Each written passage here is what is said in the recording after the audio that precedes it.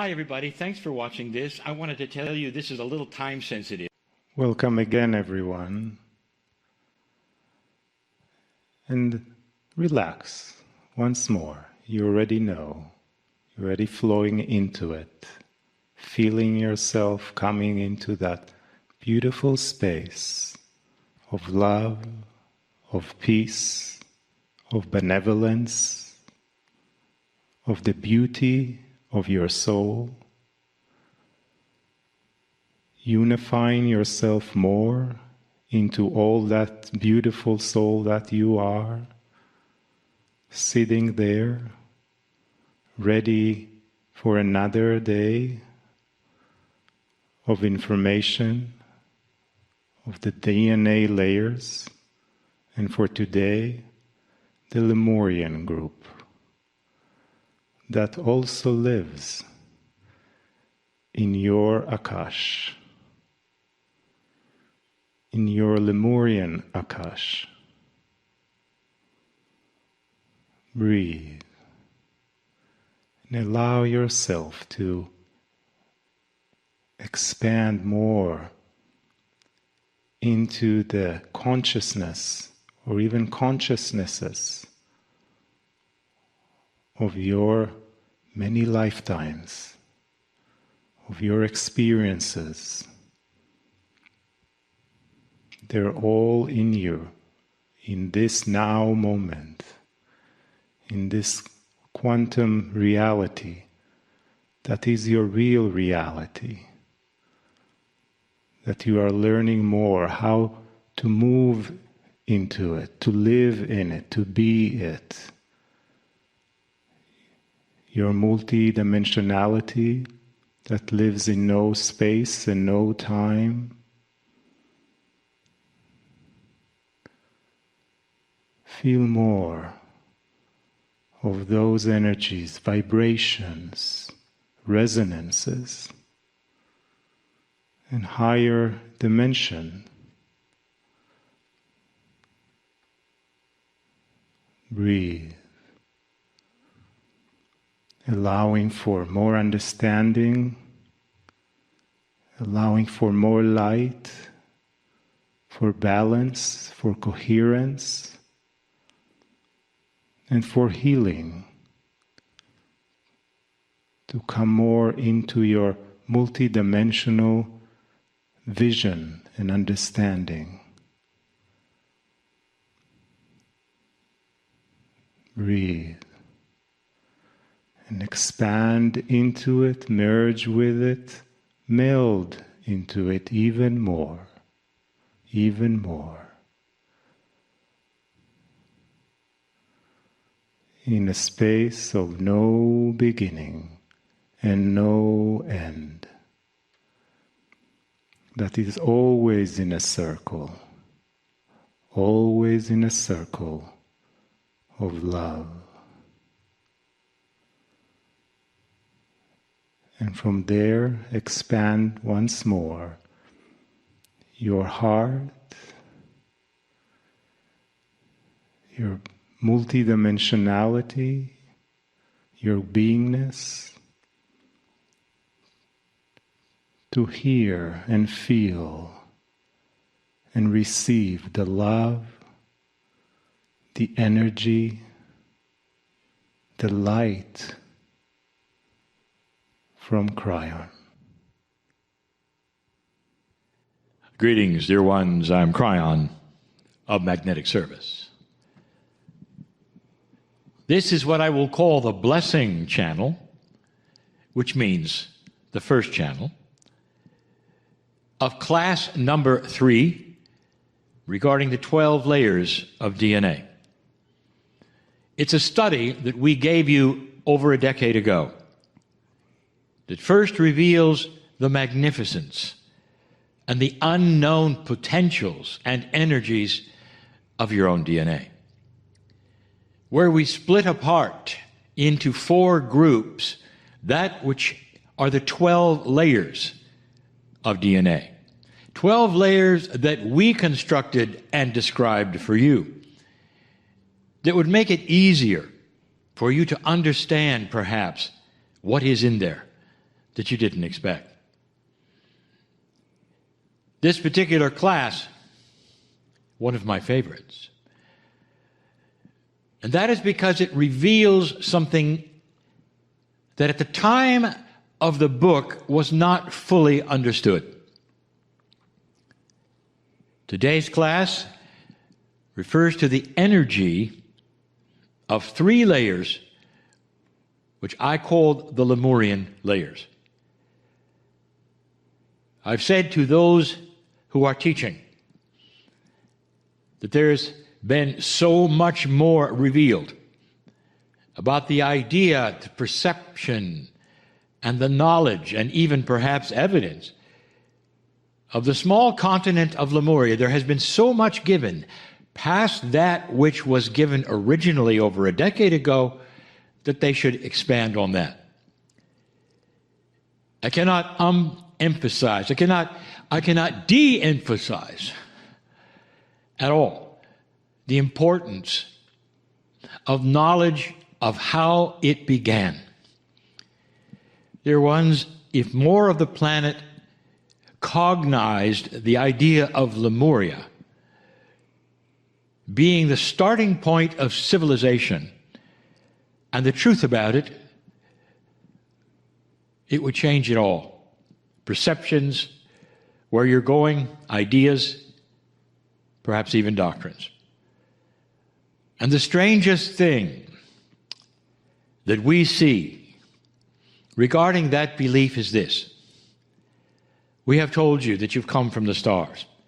There's beginning to be evidence now that there could be a lot of life. Evidence that says that perhaps half of the stars like yours in the galaxy that you look out upon, half have planets. And of those, many are in that particular zone that they call the habitable zone, just like yours. It could have water, gravity like yours, atmosphere like yours. The chances are there are billions of Earths, even as you look out there. Those who deal with statistics say there must be life, just like there is here. More and more scientists looking at this. And we've told you, you come from the stars. There were those who came here, fully invested in their divinity. And they didn't even need ships to come. And we've told you this, that consciousness becomes quantum, perhaps over tens of thousands, over hundreds of thousands of years. And that they came here to do one thing. And that is to change your DNA, to give you their DNA, which contained the seeds of the Creator. And if you tell that to someone on the street, they would say, "You're crazy. That's just the most ridiculous thing we've ever heard." And then if you say, "Okay, we're sorry we offended you. What do you believe in?" They'll say, "Well, we believe in the Adam and Eve story and the talking snake." And that is the 2 options that most of you have. One which probably will see science behind it sooner than later, and the other one, almost a fairy tale. Dear ones, it's no fairy tale that the seeds of the stars are inside you. Let the class begin. And so it is. And so I invite you to close your eyes, and you may even wish to place a hand on your heart as we say these affirmations to our DNA. Dear Layer 7, my Lemurian Layer 1, within my DNA resides divinity. I give permission for this divinity to be revealed. I allow the energy of home to be fully present in my daily life. Dear Layer 8, Lemurian Layer 2, my Master Akashic Record. Within my Akash is deep knowledge and spiritual wisdom. I pull upon my Akashic wisdom to give me health, peace, a long life, and beautiful, loving relationships with others.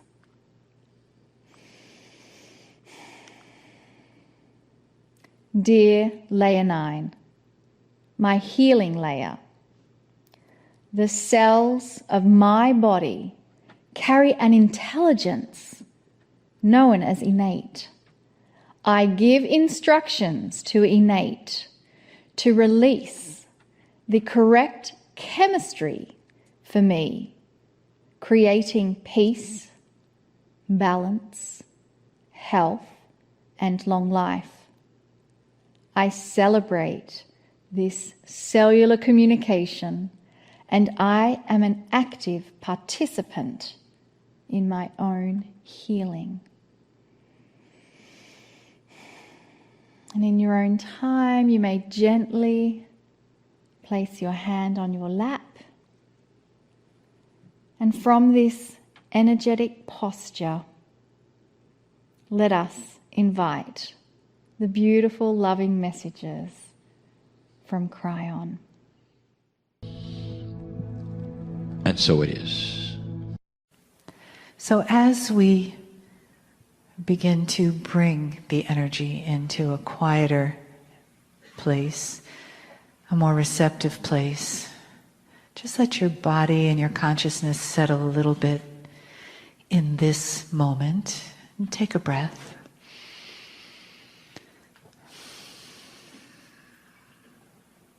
And know that there is nothing for you to do, just to be right here with us,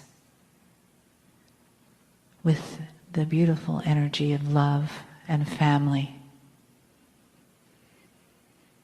And let yourself feel the blessings in the room that you create, that we create together. Feeling the energy of the cosmos coming in through the crown of your head and just settling for a moment in your heart, saying hello. And then moving through your body, down your legs, into your feet, connecting with our beautiful Mother Gaia, right here, right now in this room. And letting yourself just find the stillness of that connection between heaven and earth. And in that stillness is that beautiful heart of yours, that space where your breath lives, where your light lives, where the softness of divine love always lives for you. Even when we forget, it's still there waiting for you to take another breath and move through your body, your consciousness, into that place of receiving divine love. Greetings, dear ones. I'm Kryon of Magnetic Service. Take a moment and honor that which is here. I would not tell you things that are not so. There is a maturity of awareness that is in the room, that lays upon you like a blanket of benevolence, as it honors the role of the old soul in the future. And what we are going to speak of in these short moments has been spoken of many times through the years. And we're going to give a summation of it today, pulling it all together. In this particular year, the year of 2, We call it year 2 because it is the second year of acceleration of the new energy. The first year being 2014, this being the second. Things are beginning to shift on the planet dramatically. Unexpected things to your psyche are before you. We have told you not to despair, do not worry, that it is part of a recalibration of everything. And we've asked you to see and feel the benevolence of God in all of it. And then there are the instructions for you. Old soul, you are beginning to recalibrate how you feel about God. What follows should have a title. And humans love titles, so we will call it Accelerated Awareness, the Rise of Spiritual Common Sense. It is time for you to finally understand and separate in a mature way the consciousness of the Creator versus the consciousness of a human. Many years ago,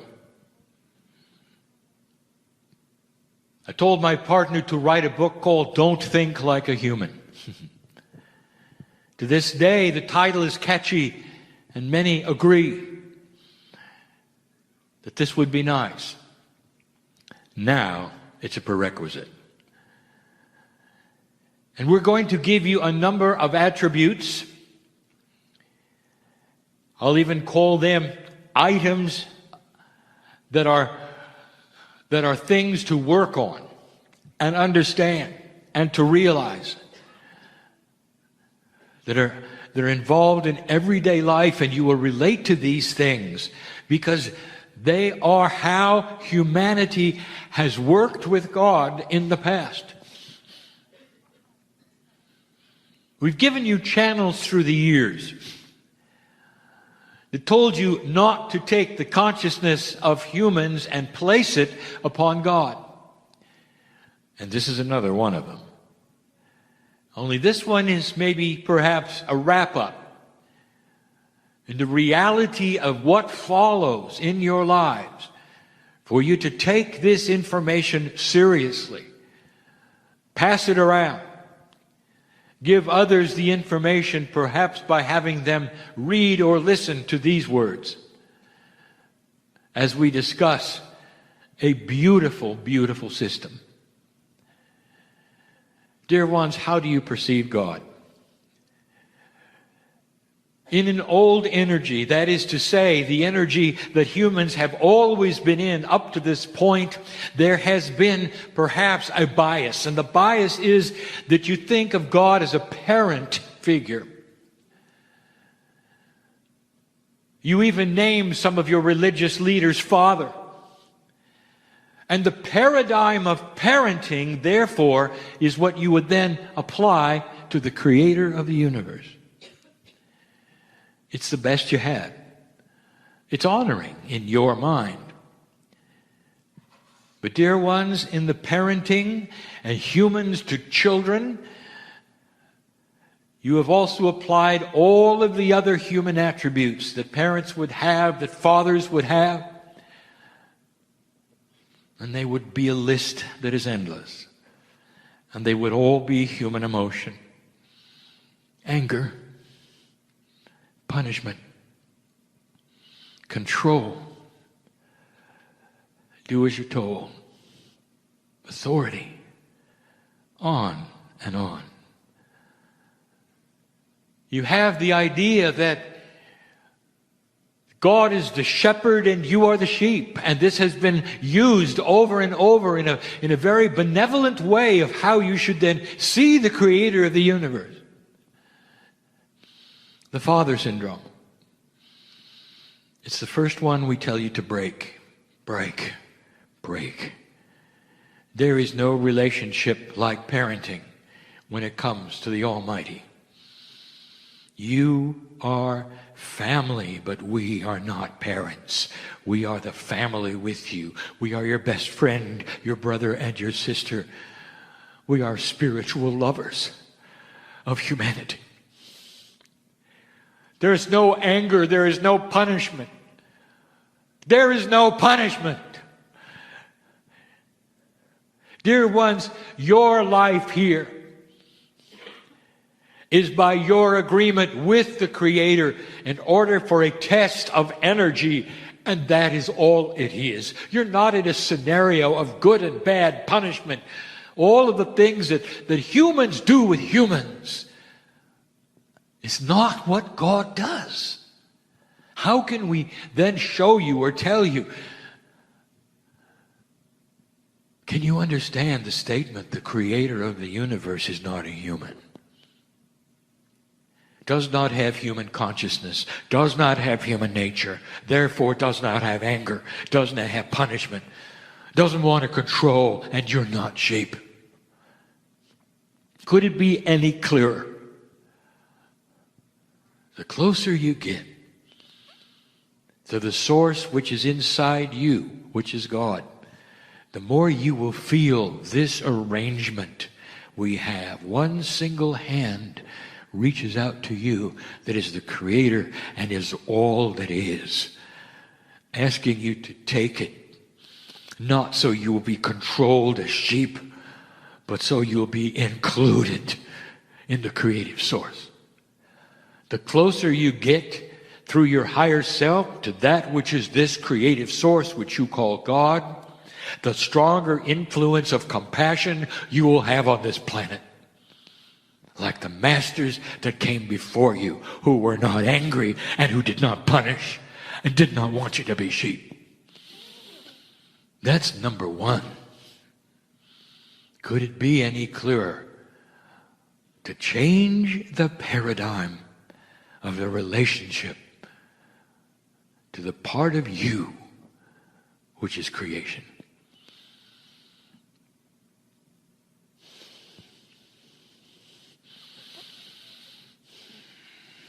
We're looking at all of these things closely.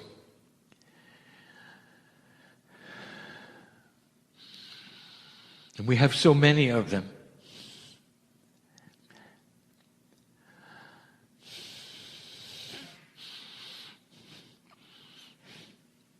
There are those in this room who wanted to hear this, who've been climbing steps all their life in order to satisfy something they believe that Spirit wants, who have suffered enough and want to just hear these few things that you should know.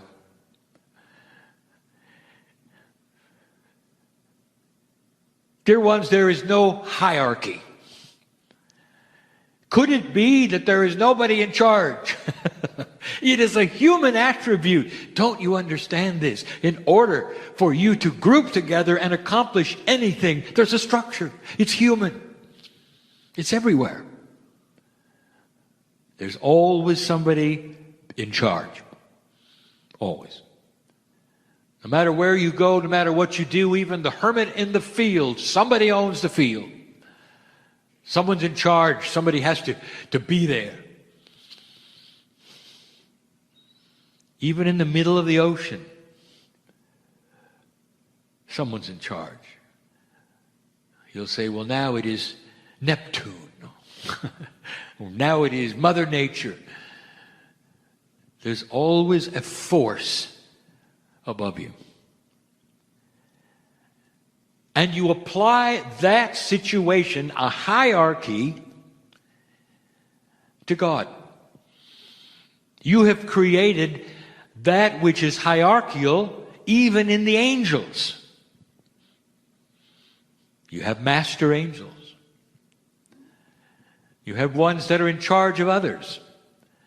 You've got books filled of who answers to whom. And they don't. And they don't. You see, the structure of spirit, of what you call God, is different than you would imagine. there is one consciousness that is in charge. And one consciousness is also the family. It is hard to describe to you a multidimensional aspect that you do not have. Imagine for a moment there was a consciousness that everyone had, and you were all in charge. If you had that, then there would be no followers. There would be no less than. You'd all know what to do instantly and would do it in complementary fashion with the others because you were all in charge. You saw what had to be done. You would then have the solutions all together as one. That is the mind of God. The angelic beings are not in a hierarchy. You say there is Archangel Michael. Michael would be the first to tell you there isn't. But honors the fact that you would see there was in order to facilitate yourselves and be comfortable in 3D. Do you see? It is time to get out of the fallacies of an old energy where you apply all human nature to God. Number 3, you always have to pay something to get something. You have applied this to absolutely everything in your life. Even physics sees a certain way of the way things work in 3-dimensional, where there's no such thing as free energy. It simply changes its form. You've got to pay the price in order to move from A to B. There has to be a transition. Even in physics, energy must move this way in order for you to get this. There is a payment plan for everything. And you applied that to God. Oh, did you? So here comes the creating force of the universe. And the first thing you're going to ask is, what do I have to do? If you give up your energy, if you're going to count some beads, if you're going to do something, it's going to be to pay spirit so that you can exist as good in the eyes of God. Let me tell you something. You are born magnificent and perfect and always are. Always are. There is nothing you can do that will diminish you in the eyes of the Creator. Oh, you may disappoint yourself. You may disappoint society. You are here for a reason, and the test is here. You may make some funny decisions that other humans don't like, and God loves you the same. Did you hear that? And when you die and transfer energy for a moment to my side of the veil before you return, when you do, there is a party that celebrates that which you did, called living life on the planet and being part of the puzzle. Everyone, from the minister to the one in prison. Do you hear me? And this does not compute, does it? It doesn't work for you. Anyone listening to my voice, I'll tell you, you say, there has to be a punishment, a payment. You have to pay to get something. No, you don't. You arrived on this planet on purpose, and you didn't pay anybody to get here. And it wasn't a punishment. Why do you assign negative and positive energies to everything that happens? And you do. That is human nature. Every single organization that is spiritual, including this one, if you want to call it an organization, it's an organization of consciousness, has that in it. There's got to be something you must do to have the favor of God. And then you ask, am I doing it right? Oh, yes, you are. By being in the chair and loving God, you're doing it right.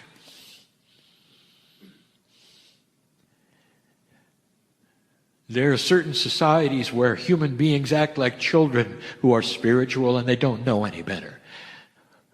And it still goes on. Charlatans who know far, far better will tell you that for a certain price they can forgive your sins or propel you in heaven or even affect your ancestors, and you hand over the money. This is still on today. Dear old soul, break this paradigm in any way you can. When anybody talks to you about reward and punishment and payment, when it comes to the Almighty, you tell them you're part of the family and you're all paid up, all right? There are those, so many, who besiege God right now, right this moment, in prayer, bending over and saying, how can we get clean in the eyes of God? And they don't know that they were never dirty. Who told them they were dirty? And why would they? Break the paradigm. Born magnificent, family and clean forever. Your timing, number 4, is not God's timing. And yet you make it that way. It's a habit that way. My partner even gave a full lecture series and recorded a video about it because it is so prevalent among you. Somebody has to hear this. You came today to hear this. When you get a strong intuition about something that may be in your future, you take it and you hold it to yourself and you thank God for finally giving you some instructions on what to do. You're going to go over here, you're going to start a school, you're going to write a book. You're going to do this, you're going to do that. And then you do it. And it doesn't work. It doesn't work spectacularly. It fails. Use the word. And then what do? You do the human thing. You say, what did I do wrong? How did I displease God? All of those things are simply running in circles of human nature and not having any idea about how the Creator works. If any of you at any time get a message about something that is coming or an inkling or a feeling, I want you to promise me you'll have common sense that is spiritual and see it for what it is. What it is a potential that may very well happen, and the synchronicity will be created when it's time and not on your clock. I want to show you why you do what you do, and we've discussed this before. All of human nature has the authority figure asking you to do something or telling you to do something, and you doing it immediately. When your father said, clean up your room, when were you supposed to do it?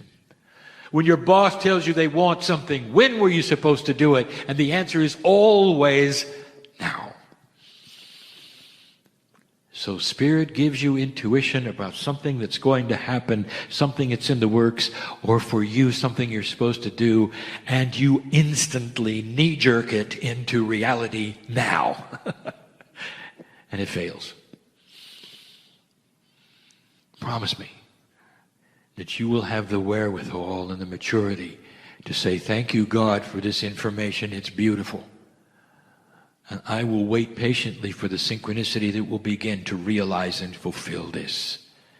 For I am family and I understand the principles of synchronicity and the timing of Spirit.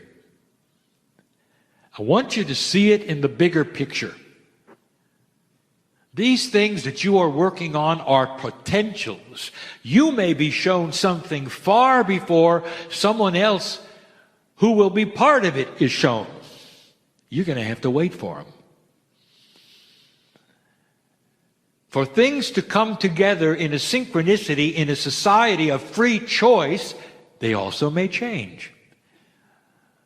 They may morph into something else, and you will be given that. And yet there are humans that are angry at God because they didn't get number 1, they got number 2. And when you ask them, well, number 2 was better, and you say, yes, but number 1 is what he told me. What did I do wrong? Not understanding. God does not have a list for you. These are energies of potential and the timing of spirit, not on your clock. Promise me that you won't launch out just because you got the message or the inkling, but that you will wait in a mature fashion for the timing of spirit and know it when you see it and be comfortable with it. Old soul, mature common sense should prevail. Number 5, the last one. Purpose. How many sales meetings have you attended? And they all tell you the same thing. In order to have something happen, you have to have a goal. It would be helpful to paste things magnetically on the refrigerator to remind you. Maybe you should go to meetings where other people have the same goals and reiterate them. None of that is what God has. None of that. And we said it before. Your purpose on the planet has nothing to do with your works. Did you hear that? There are sayings that some of you have heard all your life. By your works will you be known. Let me tell you another saying. By your magnificence on the planet will you be known. Which is you in the chair listening today. How about that? By your magnificence of being a human and going through this will you be known. Not by what you do while you're here. The magnificence of the old soul will be increased even more through compassionate action, and we have said that. That's what you're here for. If you really want a goal, I will give it to you. Compassionate action. Live like a master. And you will say to me, it's hard. And I will say to you, that's why we call you light worker. It's hard. It is. You have the maturity and the life experience on this planet to achieve all that you set out to achieve. In this life and others that you will live, by your magnificence will you be known as those who will create peace on earth and take it into ascension eventually. That's how we know you, family. By your name in lights. Your name sung in the light form. That's how we know you. And that's real different from having a goal. All of the things that we have given you this day are things of human nature pasted upon the countenance of God. And it would include almost every single one of the structures of that which is spiritual in any organization on the planet. And we ask you to change it. And when you begin to do this, dear ones, you're going to find an increase in love, benevolence, understanding, and peace. You realize there's no more steps to climb to please God. All you have to do is open the door and take the hand of the family that you are. Could it be simpler? Dear ones, this is the message. Profound, complete. And so it is.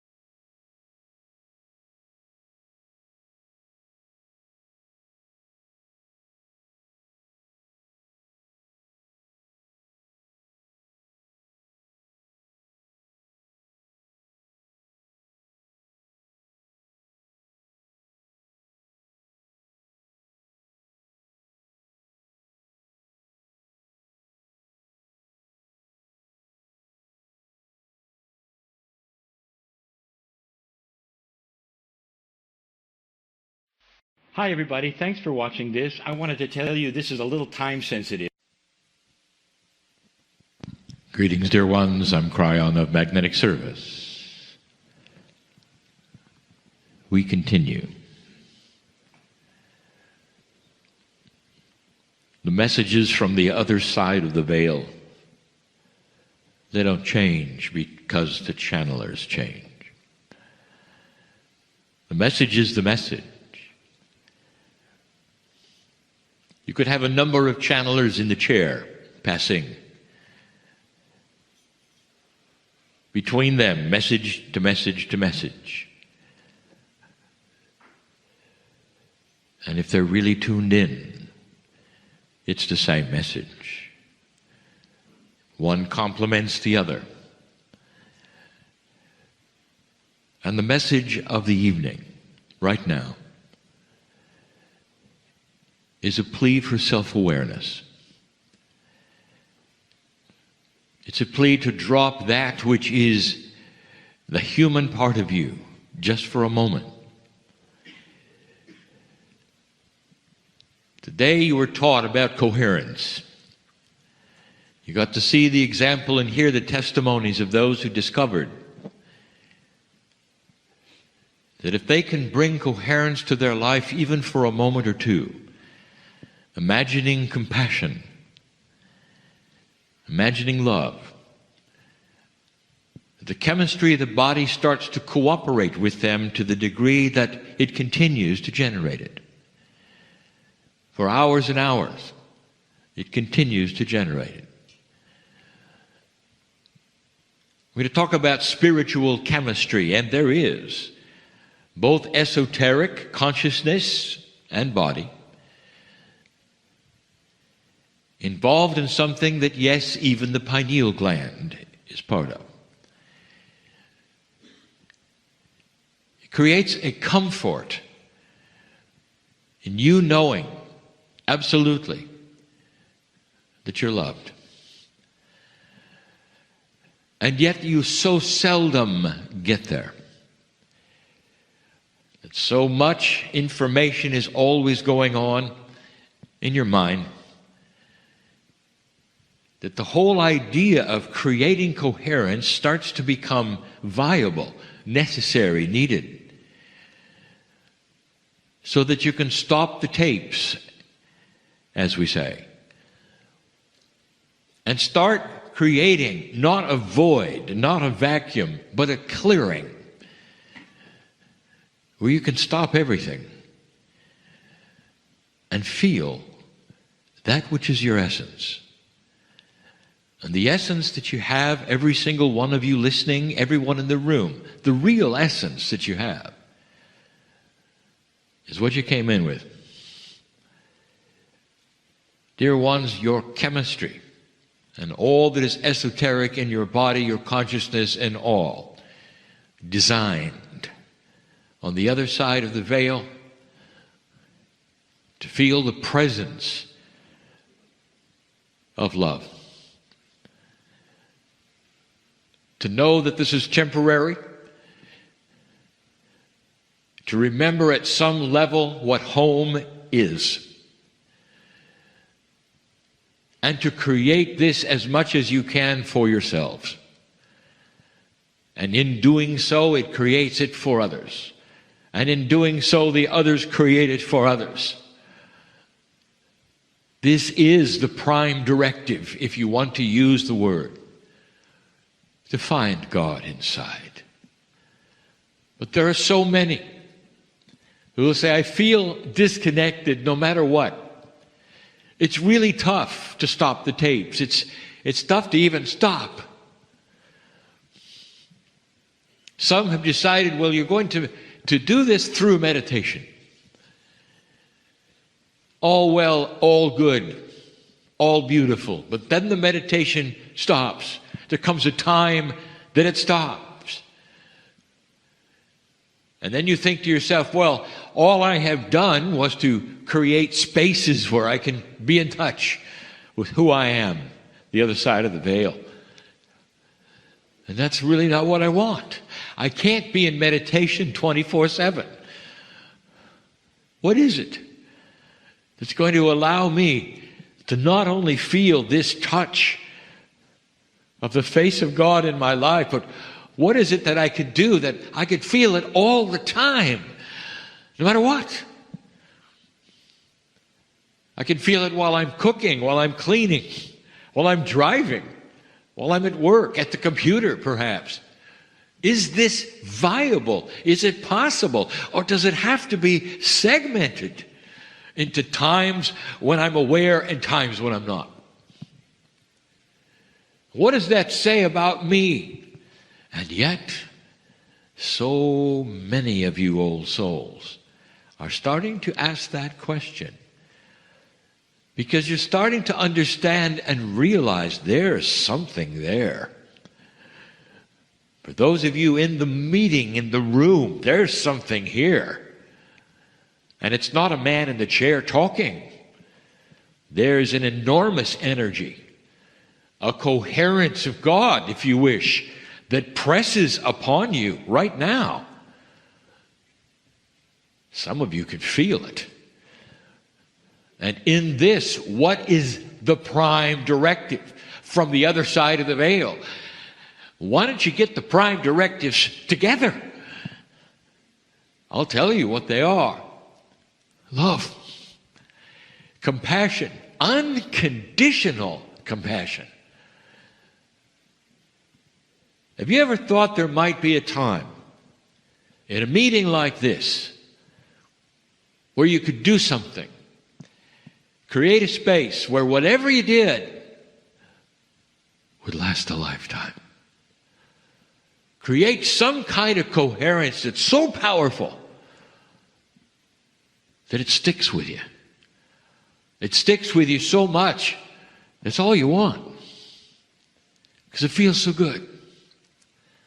And then you realize you can create it by yourself. And then you realize self-realization. I'm a factory for spirit. Well, if you've wondered that, is it possible? Why don't we try it? And in this, a group of old souls of like mind, singular purpose and design, who understand the principles, in this we can help one another. When I say we, I'm speaking for my partner, who is also one of you in the chair. Here's the idea.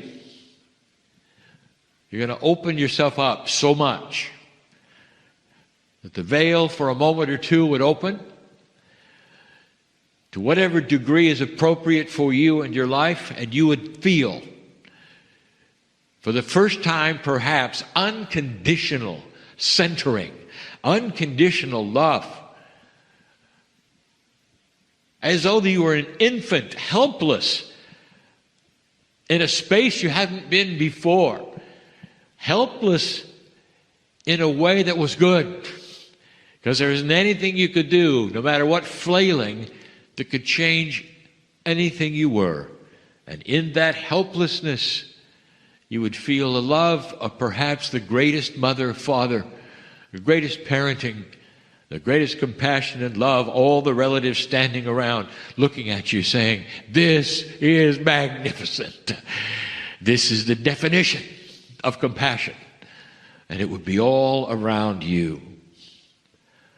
This is not being self-centered. This is self-realization that you are known by God. And the metaphor of being known by God is so powerful.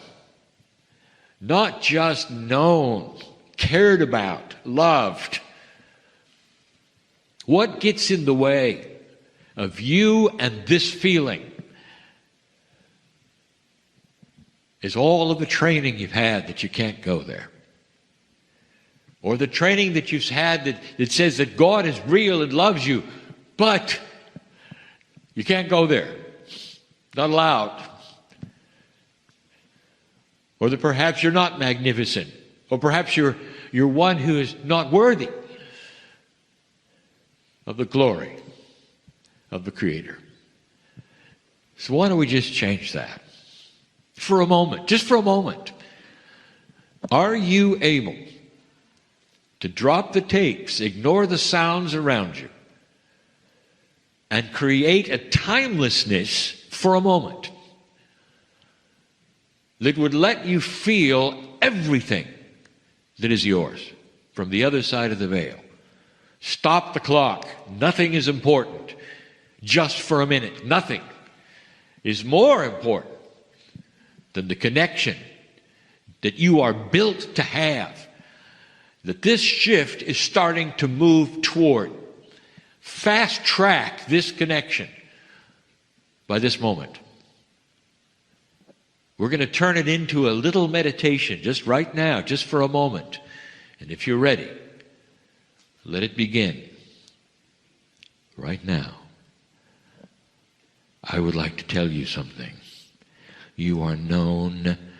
Every hair on your head or anywhere. You have hair everywhere. You have hair. Known by God, counted by God. Every chemical, everything in your body, known by God.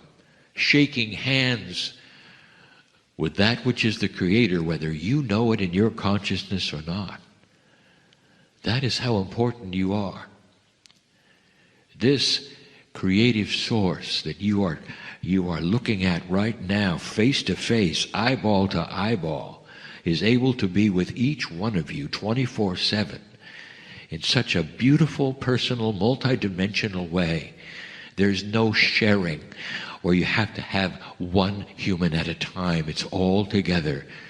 All the hearts, all the compassion of the entire galaxy, the universe, right now, pouring through the veil to tell you one thing, that is, we know you. Your soul glows on this planet so much that we surround you with our love. You can never be alone. You have an entourage of your own that can take your hand at any moment, whether you know it or not, whether you let them or not. They're always ready, always ready, always ready. The compassion of the Creator is in your lap. Let it shine with you. Drop the pretenses, drop the blah blah, drop all the things that keep you from shaking this hand that has always been outstretched to you, because you are loved. You cannot conceive it. It is so beautiful, so precious, so bright, so pure, so pure. The consciousness of God is nothing like a human being. It is spectacular in its purity and its silence.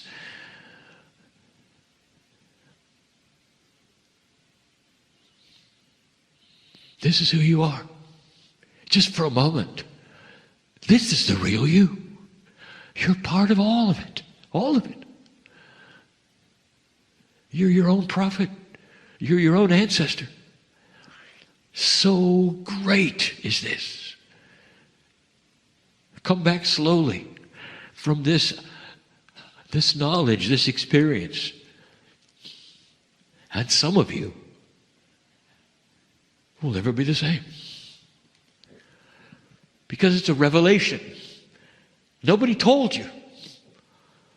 It's a revelation that you can dig into the purity. And it becomes you.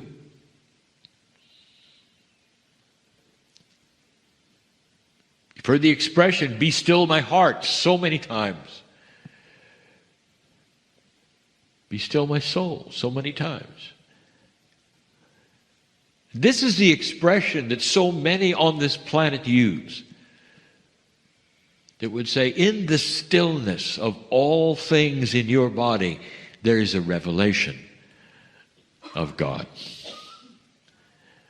Dear ones, you have the Creator inside you. It's built in. What we just did was not something that is unusual for you to get to a place where the Creator can touch you, because the Creator is inside you. What you've just done was to clear the fence so that you could touch each other. It's built in.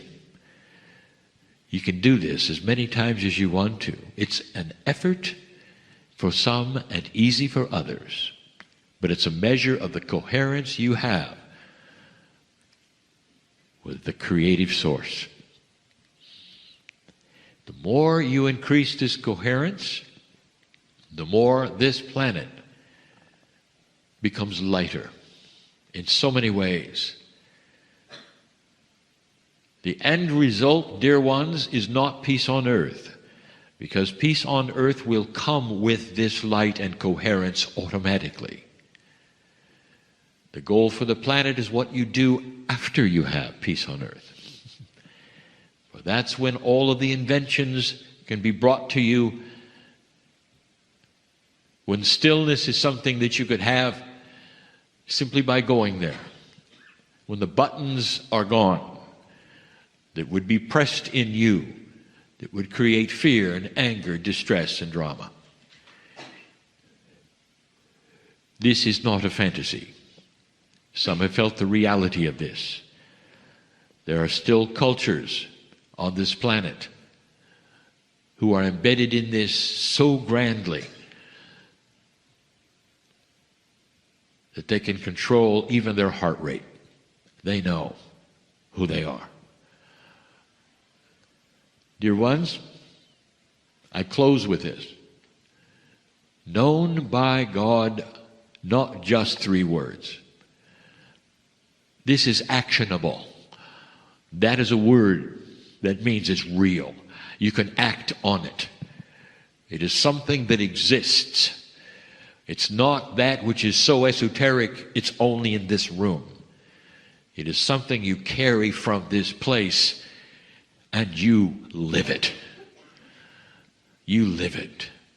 And in that, you can raise your hand to the sky if you wish and say, thank you, thank you, thank you, that I just had the greatest revelation of who I am. For I, you might say, am a part of the creative source of all things. And you'd be right. You'd be right. That is the beauty of the soul that all of you have, that is forever, that always exists, even after the body quits. You are you, part of that which is everything. That is the beauty of the message that we bring and will continue to bring. And so it is. Hi everybody, thanks for watching this. I wanted to tell you this is a little time sensitive. So let us ask for support and help now in a meditation that we prepare to receive the channels from Kryon. Dear Spirit, come closer. Dear Star Mothers, come closer. Dear angels and guides, come closer. Dear elementals of Gaia, come closer. Let us feel your love and support. I give permission for all in the spiritual realm, angelic realm, the earth kingdoms, all of the support systems that exist for me. I give permission for my hand to be held and to support me as I face some difficult personal challenges. Whatever it is, even the ones I don't know about, I give permission for your support, help, love, and guidance. I allow myself to accept and receive the perfect love that is always surrounding me. And thank you, Kryon, for being here. And thank you, Kryon, for loving us. And thank you, Kryon, for sharing your beautiful teachings and messages with us now.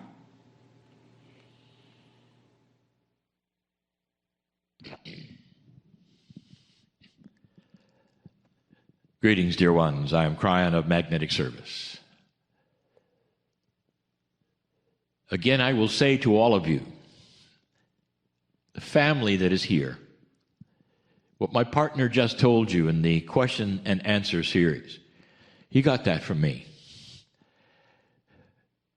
That's when he started to realize that there was a family beyond that which he considered reality. That's when he started to assemble people he had never known before who were of like mind. And he realized they were studiers of compassion. That's when he saw them, even the human beings that were troubled or with their own problems, but they had the compassion and the understanding and the desire to know more about their soul. And slowly over time, that became his family. He's had this experience, and this is the experience that has changed his life. It's the experience that we offer to you to find out who family truly is, the ones who indeed love you unconditionally. For years we've said, often that is not your biological family. Some have asked, why would that be? What kind of a plan do you have when you come into this earth? You don't have a chance if you have a family who's dysfunctional and beats you up and tells you the wrong things, and you have to undo it all through training later, therapy. What kind of a plan is that? And I'll tell you this, dear ones, if you haven't found out already, and I've said it again, that's a magnificent plan for old souls, because iron sharpens iron. And the old soul that you are goes through these things so that you will be able to understand them, to tell others what to do about them, to handle it yourself, to get through it, to be compassionate, to find understanding and forgiveness. Those are all the attributes of a master. Are you understanding it more? Do you get it? And some of you are saying, well, I certainly don't like that plan. You'd be right, because these things are difficult. But many of you watching right now have gone beyond it. And what I mean by that is the things that used to consume you, that made you angry and worried, fearful, are now behind you. And perhaps the instigators of all of those things are still with you and still alive. Perhaps you see them every holiday while they ridicule you or worse. But that is the plan, because you've got to a place, so many of you have got to that place where there's total forgiveness, and you go just to watch the circus at Christmas. And you know what I'm talking about. But you come away peaceful. This is the reason for these things. It's called work. If you're a light worker, you go through training. And quite often the training is called life. So many of you have had aha experiences that bring you right now to listen to this channel. We have said before there are so many more listening to the channels than just those who are members of this particular broadcast. So this is for all of you. This is the fourth in a series of messages about the catalysts for healing. And we've said before, a catalyst for us is something you experienced which clears the way for something else. So when you have an experience that then leads you to another action, or may even force you to another action, it becomes a catalyst. And we've given you 3 catalysts so far. This is the 4th that clears the way for healing. Review. The first one was to understand the chemistry of your body reacts to consciousness. And that as you speak then to yourselves, an alliance is set up that allows for healing that may not have ever been there before. In other words, you establish communication. We also told you on that first channel that quite often humanity doesn't understand that, and they simply live in their head and they look down at their bodies and they say, well, I hope it works. And it's left to be on its own and to steer without any kind of actions to tell it to go north or south, and it just goes in circles or catches diseases or whatever. It does seemingly randomly by default. And we've told you so many times that you are in charge. And we've given you parable after parable, and we've given you many different, I would say, modalities and methods and suggestions on how you get contact with your innate and talk to yourselves, and that's simply part of what we've been doing. But that was number one, establish communication. That's a catalyst. Because then, and that is really sometimes only then, can you truly start to chase away that which is slowing down your life, maybe even slowing your lifespan and making it shorter.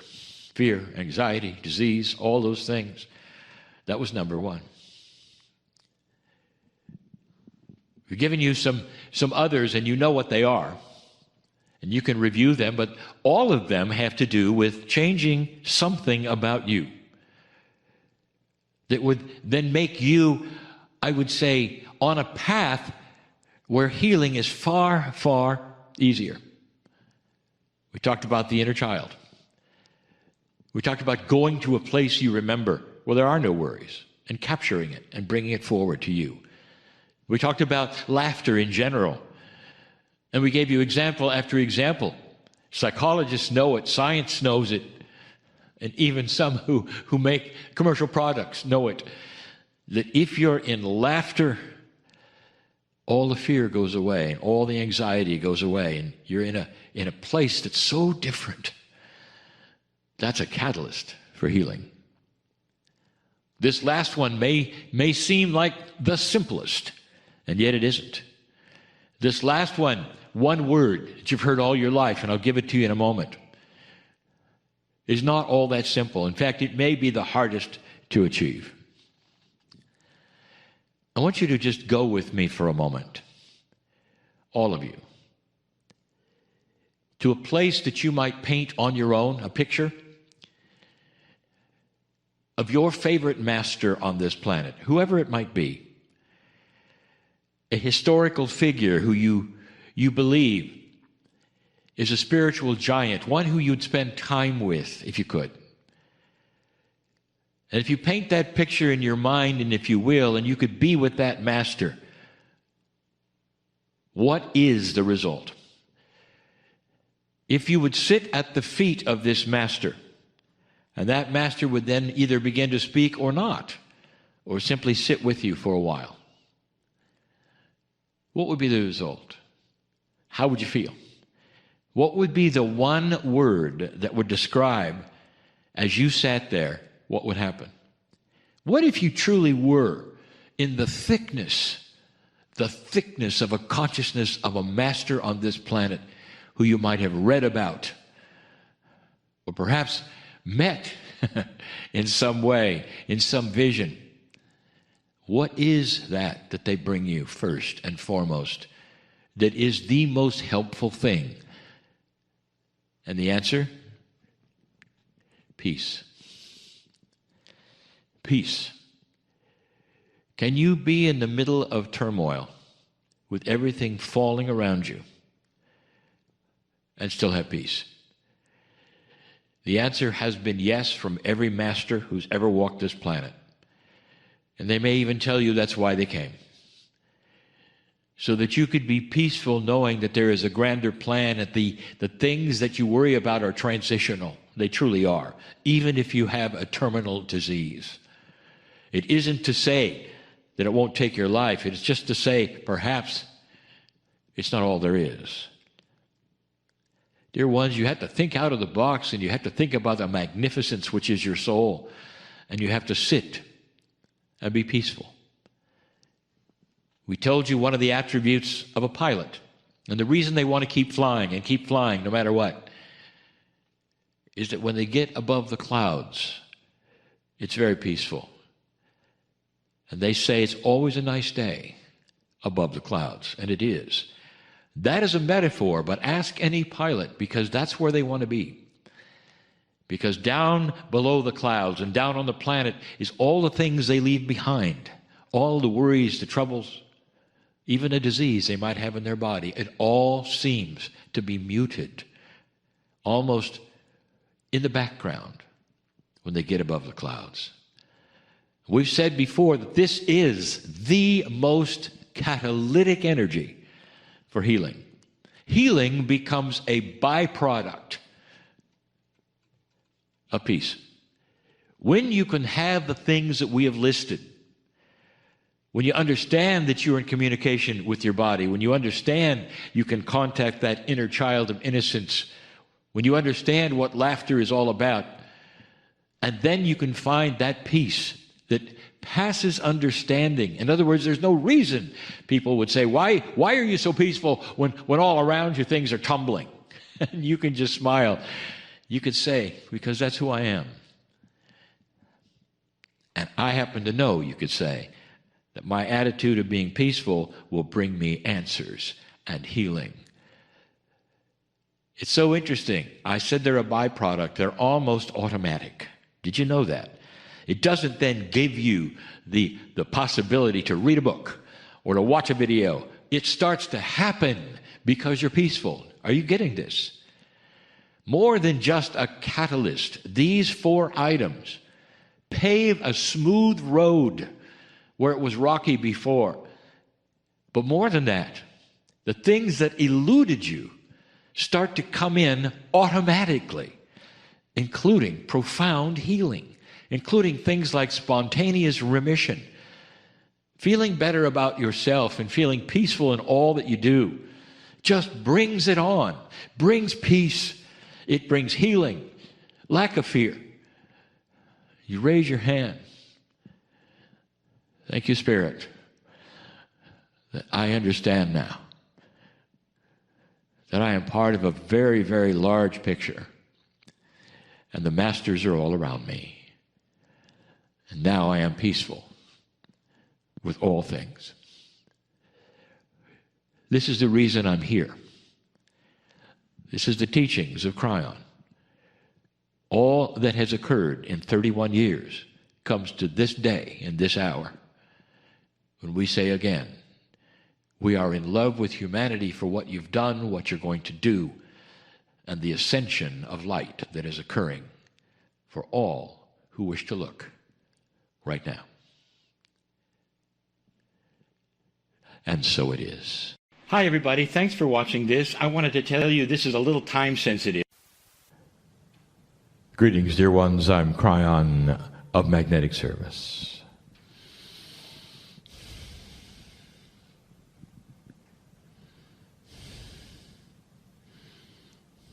We pause for a moment.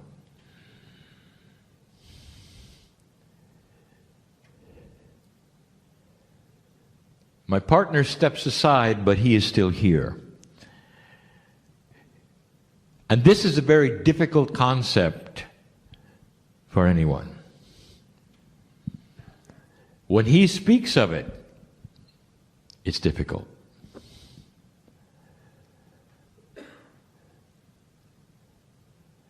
Channeling creates an interesting energy.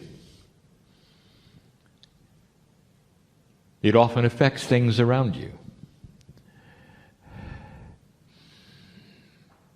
He has a hard time explaining that.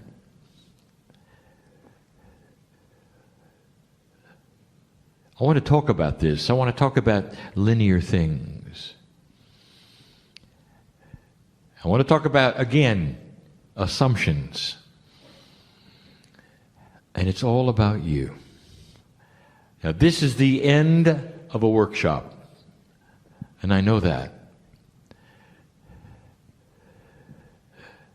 I know who is in here, in the building. I know the energies that we are creating together right now. Some of them are strong enough to make batteries fail and alarms to go off. This is what happens with multidimensional things that are outside of linearity. There are energies that you develop that are unexplainable. Now, this goes two ways. It really does. And I really want to speak to you clearly about some things that are assumed to be linear, and they're not. There is teaching that has been given this weekend about so many pieces and parts of the new energy, both of the physical body, of the mind, the consciousness, the planet. And it can be overwhelming, especially for the light worker who is trying to linearize it all. One of the most difficult things for you to conceive of is that relationship that has been talked about all weekend.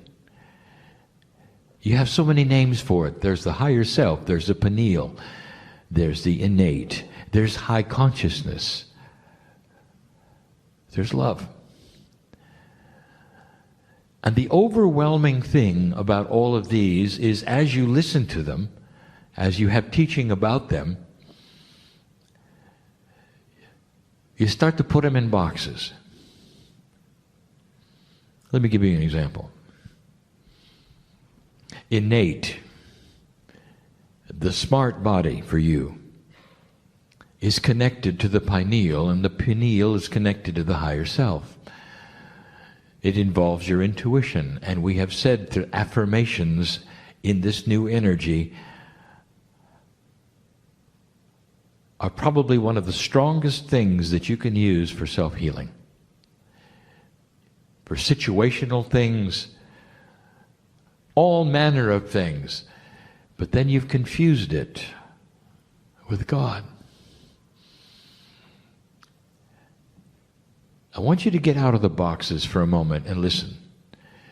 Your cellular structure is not working efficiently, and it needs help. Your cellular structure is not God. Now, God is inside you, but the cellular structure is something that is now increasing in efficiency, in communication. Your innate is starting to marry more with your consciousness. I want you to put that aside for a moment. That is one issue.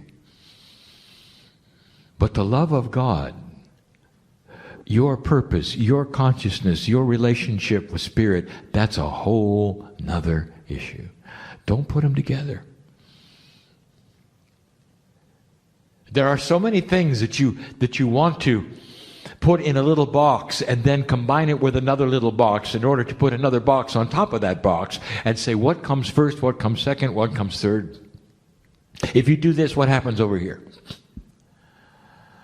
And that leads to something. It leads to a life where you are constantly asking the question, am I doing it right? Is it in the right order? Why isn't this happening now? I've done this, but this happened. Those are great questions for a linear creature, but not one who is an old soul on the planet, who is part of everything. Yes. Dear ones, there are processes and procedures that you are learning to work with your innate. And that's what this was about today. You've taken pictures of them, you've written them down, and you walk out with some information that is so valuable about you and your cellular structure and your biology at this time in humanity.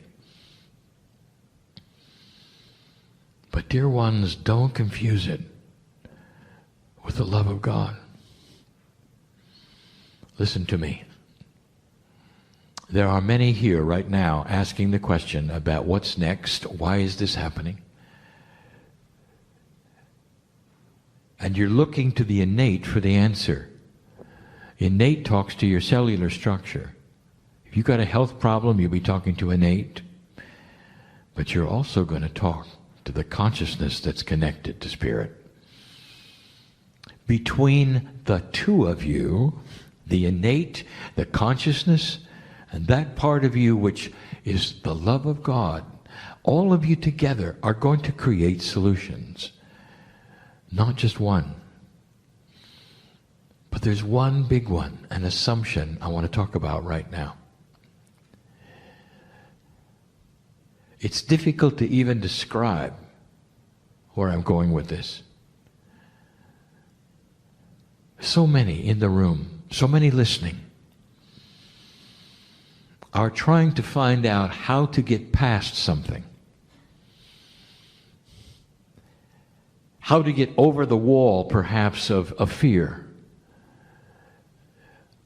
Or how to broach something that hasn't happened and you know it's there, you can feel it's there. And you know how to do it. You come to a place like this, you learn about innate, you learn about the balanced breathing, you learn about all the things that a light worker in this energy is starting to realize that it's a whole body experience. But don't confuse that with the love of God. There are certain hurdles that you're trying to get through. And dear ones, innate cannot help you with that. Innate wants to heal your body.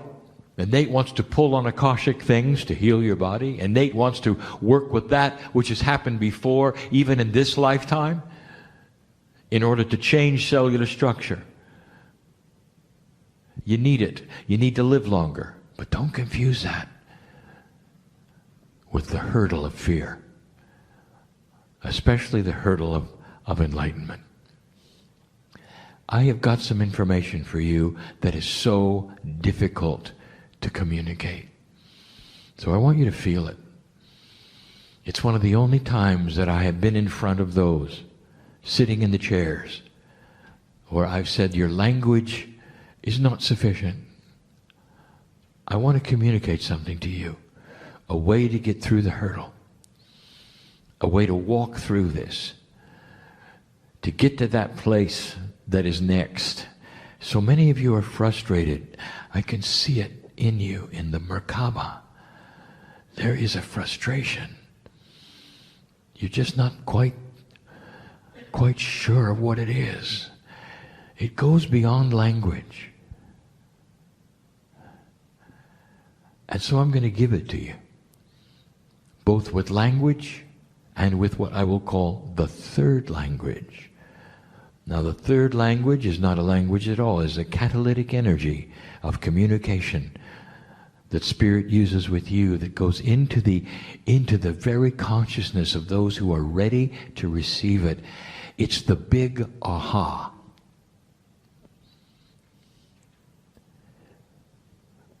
A scientist sits with a puzzle. He knows that it's doable. He's got something to figure out. He's looking for something that's impossible. He's looking for a discovery. He knows it's coming. And he looks at it and he works the puzzle. He tries this and that and this and that. He calls in his colleagues. They work on it together. This and that and this and that. Nowhere is there a solution. Every single time he tries something, it fails. It's interesting, and if you talk to scientists, they will tell you that this is the way of it. They can feel it, that a solution in physics or science or biology is right there in front of them, and no matter what they do, it doesn't show itself. And they look at the logic of it, and they build the little boxes, and they work all of the puzzles. They do the computations. They work the puzzle. Nothing. Nothing. And they retire for the night. The scientist he's tired of computing, turns on the television and watches a movie. Disengages his mind completely with the puzzle, ready to attack it tomorrow. Watching a movie about nothing when suddenly the solution comes. Something is so obvious, of course. Slaps his head, gets out of bed, goes to write it down, does the computations, voila! The the solution. What just happened? What happened was the scientist disengaged logic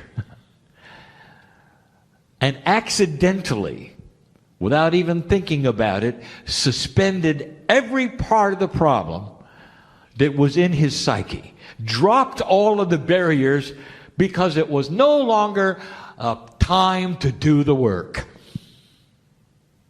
And so the barriers are gone. The disengagement of science was complete. The movie was being watched, and in comes the solution that was always there, waiting for the barrier to come down of logic. You don't know what you don't know.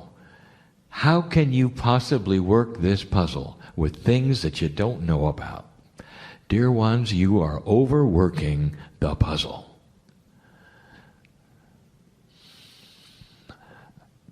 I want you to just suspend your logic for a moment and follow me.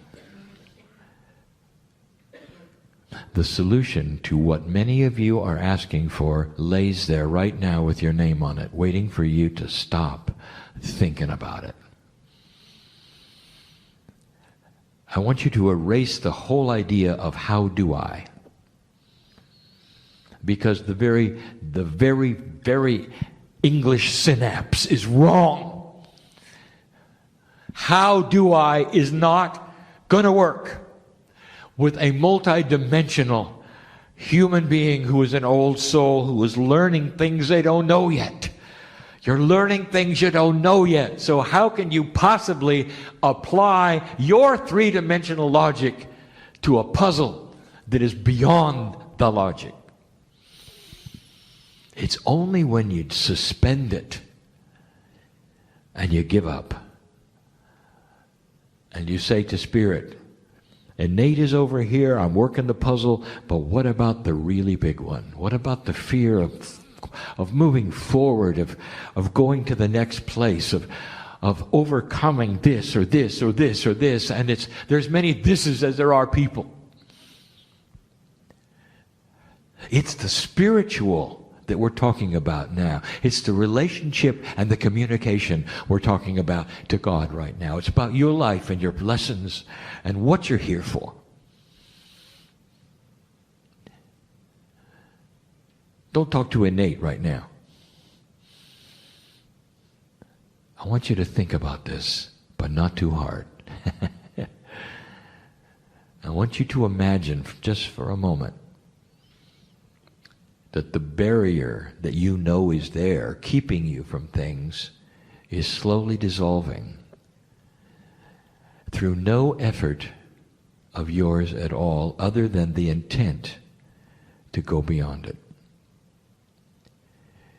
That there is some kind of a mechanism that you don't understand, that you don't know about, that is so powerful, that remembers and recognizes when you suspend belief, drop your logic, and simply allow it to happen.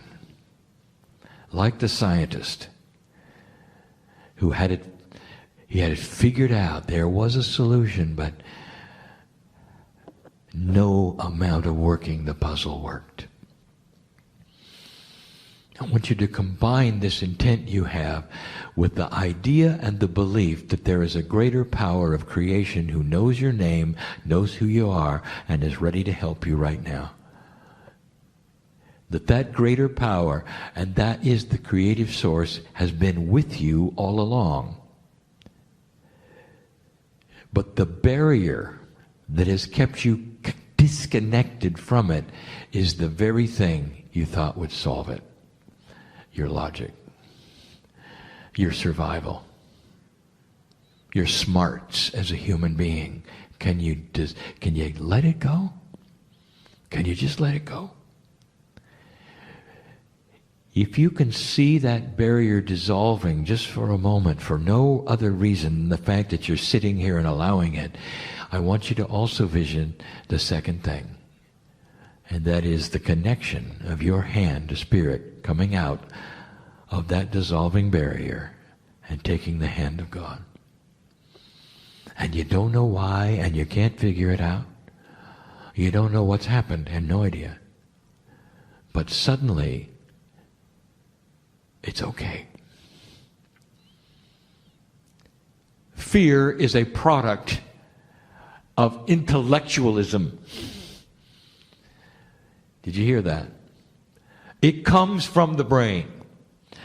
The computer that says, don't touch the stove because you'll get burned. That's where it comes from. It doesn't come from God. It doesn't come from that which is your intuition. Right out of your brain.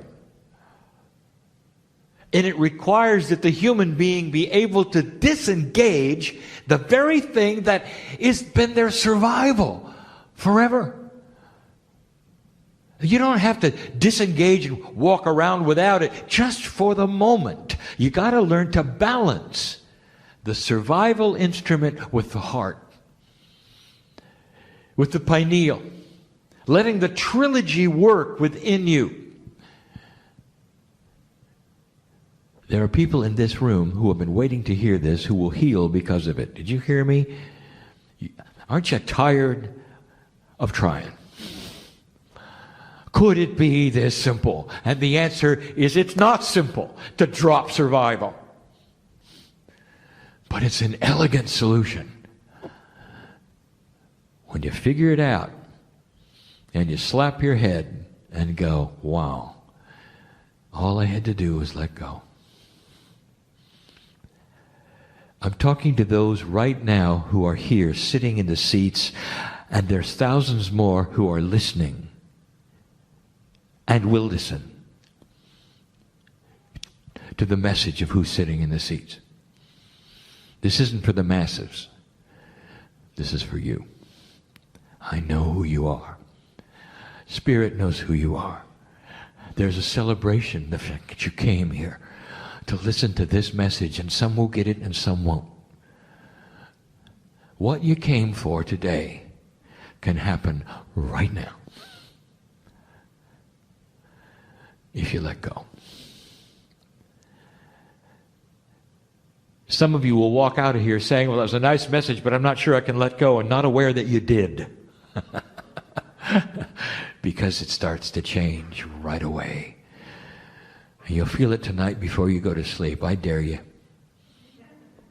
Put your hand on your heart tonight before you go to sleep and say, thank you, Spirit. I got what I came for. And if somebody overhears that and say, well, how did that work? You can say, I have no idea. But it works. Don't try to figure out how things happen, or they won't happen. Not in this energy. Not where this is going. You're going to have to cross that missing bridge, and if you don't know what I'm talking about, it was a channel given in 1994, 95, again in 96. Some of the first things I told you was to trust the unknown and know that you're in the hands of God. And now it comes full circle. That's the message. There's so many of you needed to hear that right now, tonight. You don't have to be stuck where you think you're stuck. Not when you let it dissolve like this. Not when you trust the unseen and never ask, how do I do this? You can raise your hand and say, thank you, Spirit, for doing what I need in my life now. I don't know why I ever doubted it. And you walk away, and some of you will say, it's an incompleteness if I don't know how it was accomplished. The more you do this, the less incomplete you will feel. And there'll come a time when you will count on the unseen that makes no sense at all. where you'll be able to drop your survival instrument and ignore your brain, who tells you that this is foolishness, and realize that the brain is in 3D, but you are not. A new integration is upon you. The unseen things come into your life and begin working. And you haven't got a clue why, except that you know you're connected. That's all you have to know. And somebody asks, how did you do this? And you can say, I'm connected. That's how I did it. And you know what the others will say? They won't say, well, I'm not going to do it because I don't understand it. They're going to look at you and say, you did it. And they're going to say, show me how to get connected. And that's what the old soul is here to do. It's a cryptic message, isn't it? And some of you got it through the third language and feel it and know it and are accepting it and are having a change right now. And some of you are going to get it later. I guarantee it. Because we got some stubborn ones here. Not for long. You may have to listen again. And the same language of the three will be available for you then. This is the beauty of working with those who are old souls. There is an accumulation of wisdom, stubborn as it may be, that starts to then make sense with time. I am Kryon giving you the truth this day about an evolving human spirit who is starting to become more multidimensional than ever. It is the beginning. Color is coming to this planet, and the old souls have the crayons. That's no relation to Kryon. But it sounds a lot like it, doesn't it? And so it is. Hi, everybody. Thanks for watching this. I wanted to tell you this is a little time sensitive. With that, let's move into a meditation and a message from Kryon. Take a moment to relax into the space in which you exist. Feel the energy of the earth below you. Let's give gratitude and thanks to this wonderful divine energy of Mother Earth that loves us, supports us. We exist because of the beautiful partnership we have with the planet. And take a moment to reflect on who you are and why are you here. The who you are is a divine, magnificent human. The why you are here is the reason of the shift in consciousness for collectively, as we raise our consciousness, the entire vibration of the planet changes. And as we change ourselves, we pave a way for others to follow. You may place your hands on your heart and feel into the magnificence of that statement. As we change ourselves, we pave a path for others to follow.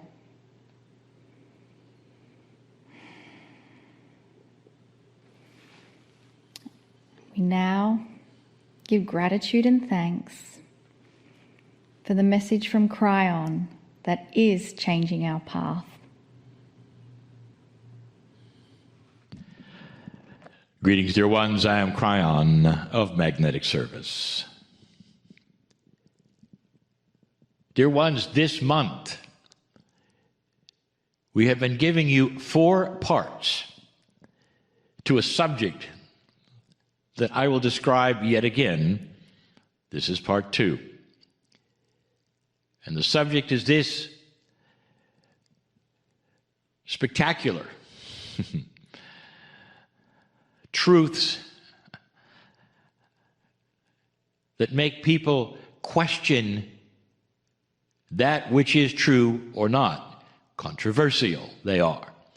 Spectacular, then, controversial truths is the subject.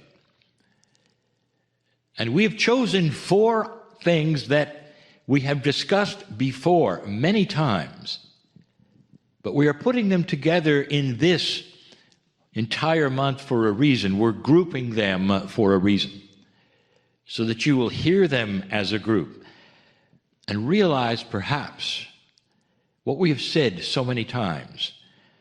Things are not always as they seem. I hesitated a little bit when I wanted to say that word, controversial. And here's why. The audience I speak to right now, the membership that I speak to right now, is what they would call on board with this particular controversial truth. And yet this particular channeling will be heard by thousands who are not in that membership. And they need to hear me say something yet again. More controversial this will be to those on the street rather than those, perhaps, who are light workers or old souls. And here it is. Dear ones, this galaxy of yours is teeming with life like yours. Did you hear that?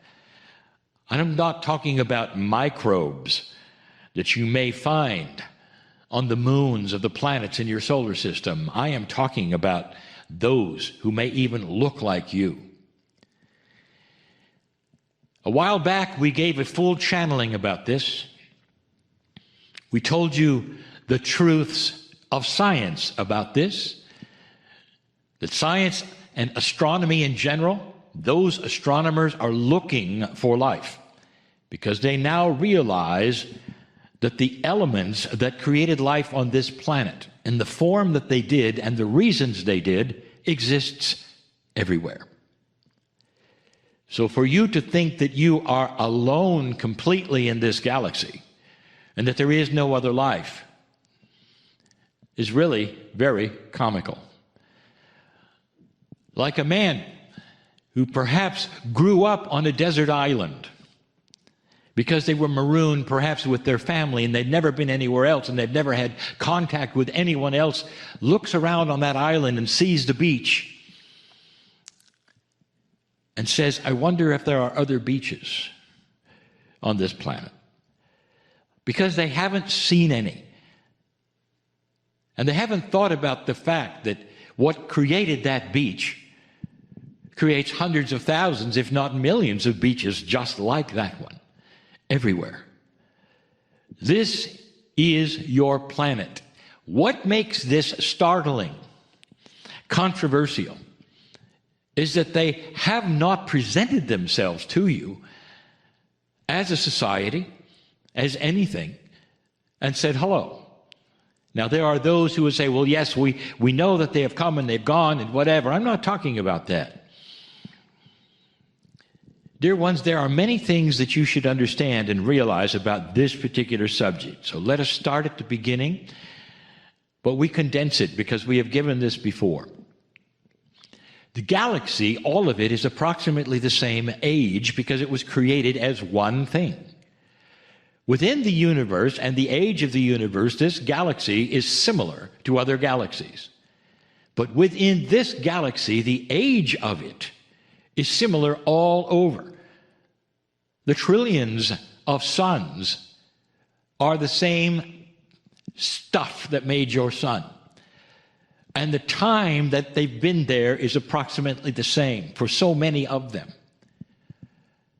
Science has discovered, and it hasn't been that long ago, that there are planets that are Earth-size in a habitable zone. That is, right where you are, the distance from the sun you are, all of the things, the orbit that you have, that there are planets just like yours in the habitable zone around stars in this galaxy. And they have given you numbers. In the billions they exist. Billions.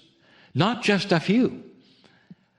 And if you look at that and you say, well, the elements are the same, the time is the same, what are the odds that life exists like yours in other places in your galaxy? And a statistician would have a lot of fun with this, because they would say it is a guarantee that they are there. And they are.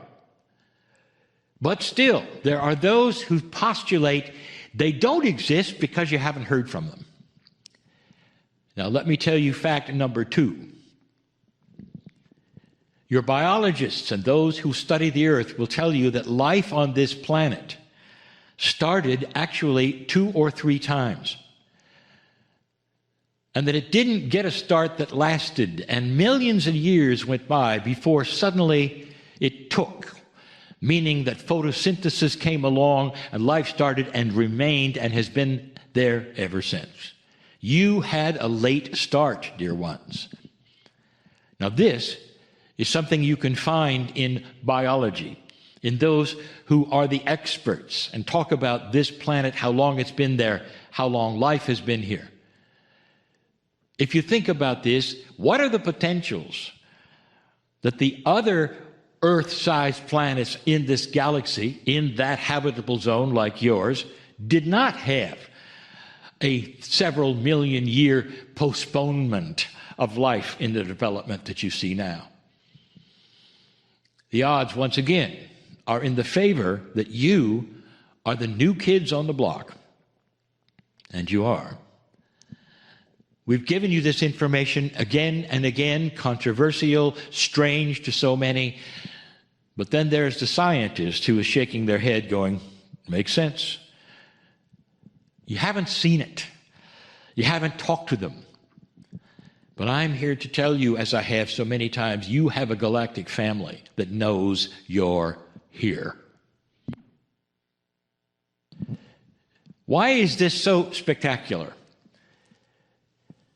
The reason is because of all of those Earth-sized planets that have life on them now, that may be way advanced than you are. The spectacular part is they know you. And the spectacular part is they know what's happening here, especially since 2012. There is a galactic family you will meet someday. And you will think it is so naive of you and humanity in general to have ever doubted they were there. Again, why aren't they here now? Why aren't they here talking to you now? Those same statisticians who would agree that life must be out there may then take a breath and say, well, the statistics aren't near as good because they haven't said hello. They haven't contacted. Maybe they're too far away. That is not the answer. Maybe they don't have a way to contact you because of the distance. That's not the answer. They're waiting for something, dear ones. I have said this before. I want you to follow along with the reality of a scenario I'm going to give you. Let's say tomorrow you will have some kind of spaceship come down and land on the White House lawn in preparation to say hello. What would happen to that craft? Do I have to tell you? It wouldn't make it to the lawn. It would be shot out of the sky before it ever had a chance. Now, what I'm going to tell you is from your galactic family, a message. This planet is still barbaric. This planet has not grown up yet. It's too dangerous for them to come. All of your science fiction movies regarding ETs, it's very interesting. It has them coming to you as a danger. They're going to steal your gold, take your oceans, and kill humanity. Some have even said they're coming to eat us and you. I'll tell you this again, if you haven't thought about it. Dear ones, that is a consciousness that you have, not your galactic family, who is far more advanced in consciousness and even love. Not all of them, but the majority.